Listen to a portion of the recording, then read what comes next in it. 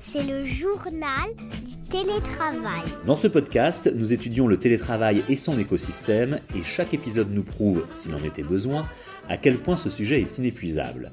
Aujourd'hui, nous vous proposons un focus sur les 4 grands types de télétravailleurs et télétravailleuses, 4 catégories qui ont été modélisées par le CEREC à l'occasion d'une étude publiée récemment. Cette enquête, conduite par l'économiste Marion Lambert, s'intéresse aux changements intervenus avec le Covid, donc à l'année 2020. Bonjour Marion Lambert. Bonjour. Vous êtes donc économiste et chargée d'études au CEREC, le Centre d'études et de recherche sur les qualifications. Vous êtes un organisme public qui a 2 tutelles, le ministère du Travail et l'Éducation nationale. En peut-être quelques mots, peut-être mieux expliquer que moi ce qu'est le CEREC et sur quoi portent vos travaux, vos recherches. Oui, bien sûr. Donc, le CEREC, c'est un établissement qui existe depuis 1971, depuis la loi sur la création de la loi sur la formation professionnelle. Et c'est un établissement qui, donc, comme vous le disiez, a 2 tutelles et par ces 2 tutelles, cherche à mieux comprendre les liens qu'il peut y avoir entre formation, emploi et travail. Et on travaille dans une équipe constituée d'économistes, mais aussi de sociologues. Voilà. Vous publiez régulièrement des études en quelques pages, extrêmement bien présentées, je le dis parce que c'est public sur le site du CEREC, CEREC, CEREQ.fr, et vous avez publié cet été celle-ci, qui s'appelle « Comment garantir le développement des compétences en télétravail ». Donc on va parler de formation ensemble, on l'a déjà fait dans ce podcast et on aura l'occasion de le refaire. Et puis on va parler aussi des différents types de télétravailleurs à travers un questionnaire que vous avez conçu. Vous avez pu établir une enquête statistique. C'est un retour en arrière sur ce qui s'est passé vraiment en 2020. Et là, vous avez pu, Marion Lambert, établir 4 grands types de télétravailleurs. J'aimerais bien qu'on les étudie les uns après les autres et qu'on les explique, qu'on les explicite. Alors tout d'abord, il y a les nouveaux convertis, ce sont les plus nombreux. C'est ça. Alors, juste, 2 mots sur cette enquête qui, donc a été constituée en 2020 en 2021 sur l'année 2020 comme vous le rappeliez et donc c'est, une enquête qui s'inscrit dans un appel à projet de recherche du ministère du Travail et donc, on a posé une question, assez générale où on a demandé aux gens: «Avez-vous télétravaillé depuis, mars 2020?»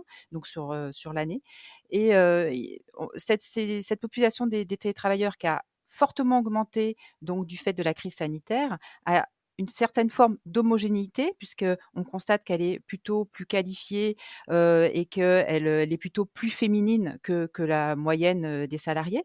Pour autant, lorsqu'on regarde, les pratiques et les outils qu'ils utilisent, on a pu distinguer, 4, profils types.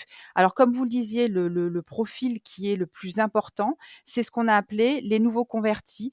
Ils représentent donc 40 de la population des télétravailleurs et en fait, ils ont comme caractéristique principale qu'ils ont vraiment découvert le télétravail, à l'occasion de la crise sanitaire. Donc pratiquement aucun ne l'avait pratiqué, avant la crise. Donc c'est une première caractéristique assez forte et c'est une population qui a, l'habitude d'utiliser des outils, numériques, notamment des outils collaboratifs et cetera. Donc, effectivement, on voit qu'ils se sont, comment dire? Engouffrés dans le télétravail, au fur et à mesure, de l'année et qu'à la fin de l'année, finalement, ils sont pratiquement tous à télétravailler.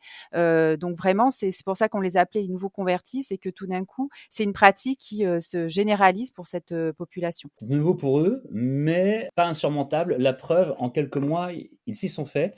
C'est C'est ça. 40% quand même, c'est important, des gens que vous avez interrogés.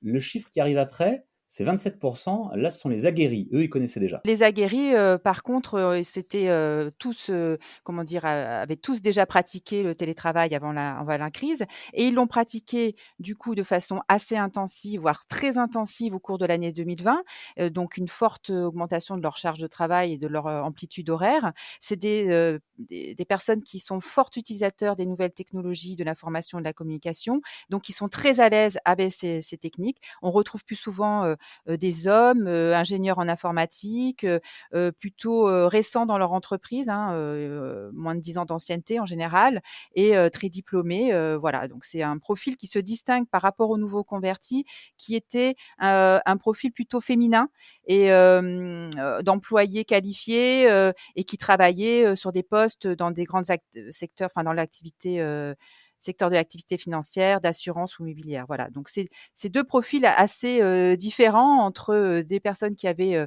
l'habitude du télétravail et des personnes qui l'ont découverte, à l'occasion de la crise. Les aguerris, donc 27%. Les nouveaux convertis, je voudrais revenir dessus parce que vous venez d'en reparler. Pourquoi est-ce que les femmes télétravaillaient moins que les hommes avant le Covid? En fait, le télétravail, c'était très confidentiel avant, hein, c'était une pratique qui était très peu utilisée, hein, puisqu'en 2017, seulement 7 des salariés, déclaraient avoir pratiqué du télétravail et c'était vraiment, cantonné à des professions qui étaient, comme, je disais, donc ce qu'on voit chez les aguerris, donc une population de cadres, très utilisateurs des nouvelles technologies, qui avaient un profil un peu nomade, comme on dit, c'est-à-dire, qui bougent beaucoup, qui changent de bureau, voilà.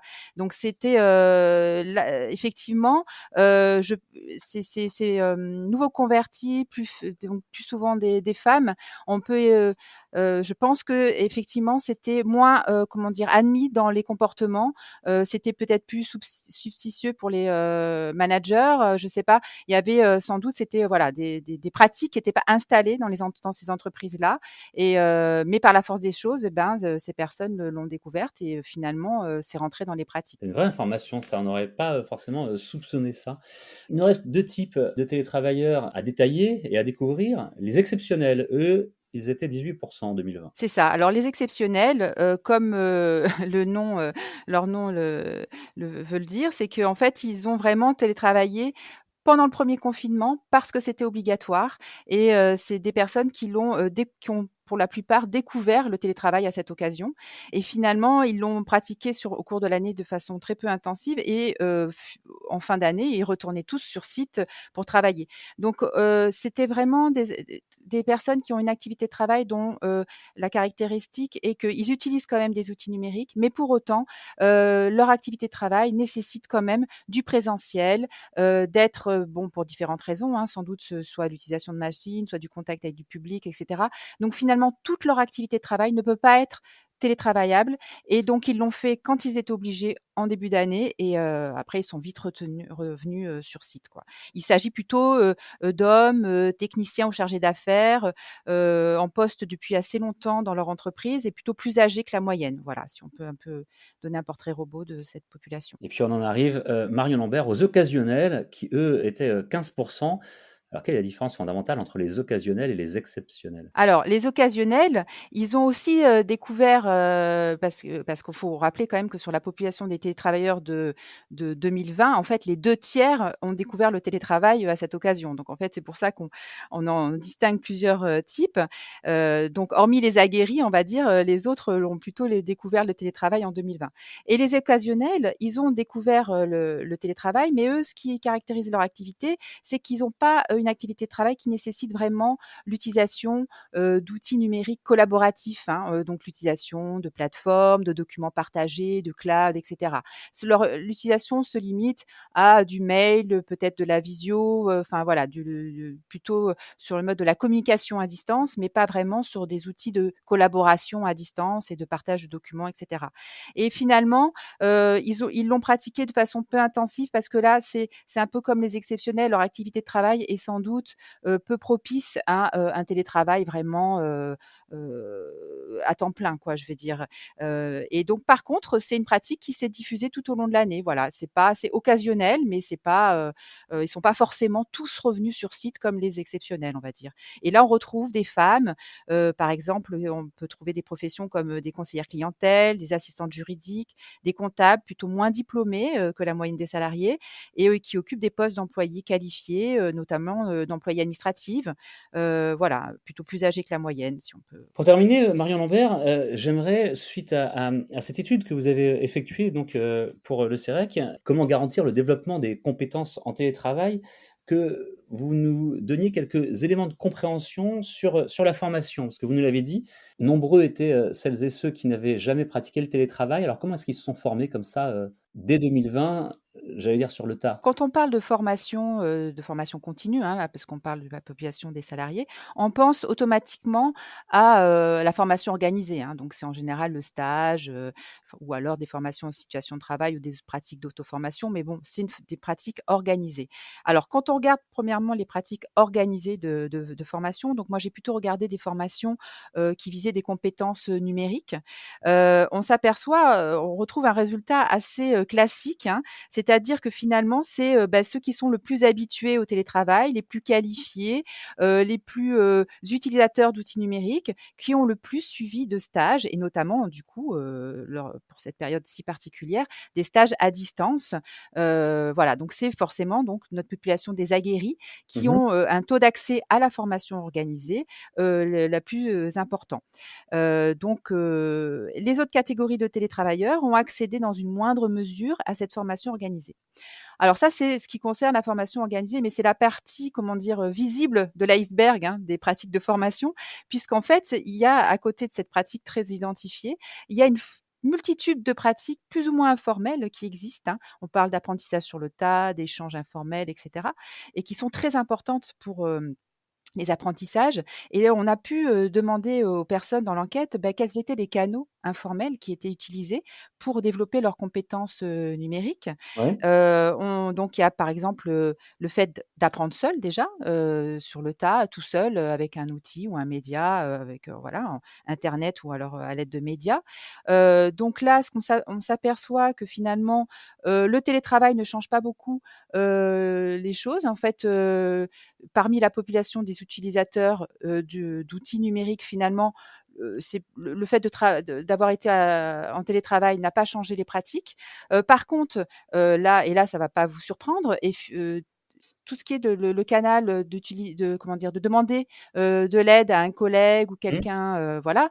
Effectivement, là, le télétravail a fortement impacté et ce qu'on voit bien dans nos résultats, c'est que plus le télétravail a été intensif, c'est-à-dire plus, j'ai travaillé à temps plein, on va dire, toute la journée et 5 jours par semaine, plus le travail était intensif et moins j'ai d'occasion, d'apprendre, des choses par, mes collègues. Donc ça, on l'a bien identifié et on le voit bien dans la pratique notamment des aguerris. Bah, merci beaucoup, Marion Lambert pour, cet éclairage qui est réellement passionnant. On apprend plein de choses sur, la pratique du télétravail à l'époque des, confinements, en 2020. On se rend compte que effectivement tout cela a beaucoup évolué en très peu de temps et on en apprend à la fois sur, les façons et les, pratiques de travail et donc de télétravail, mais aussi, sur, les formations et l'auto-formation. Vous l'avez dit vous-même. Je rappelle que vous êtes, économiste, chargé d'études au CEREC et que votre étude, on peut la retrouver sur le site cerec.fr évidemment. Merci encore. Merci. Le journal du télétravail, c'est le podcast qui vous aide à mieux télétravailler. Vous le retrouvez en permanence sur capital.fr, sur toutes les plateformes de podcast gratuitement évidemment. Et si vous souhaitez nous écrire, une seule adresse, lejournaldutélétravail@gmail.com. Et si vous voulez en savoir plus, approfondir les sujets que nous traitons, un seul endroit, le magazine Management. À bientôt. C'est le journal du télétravail.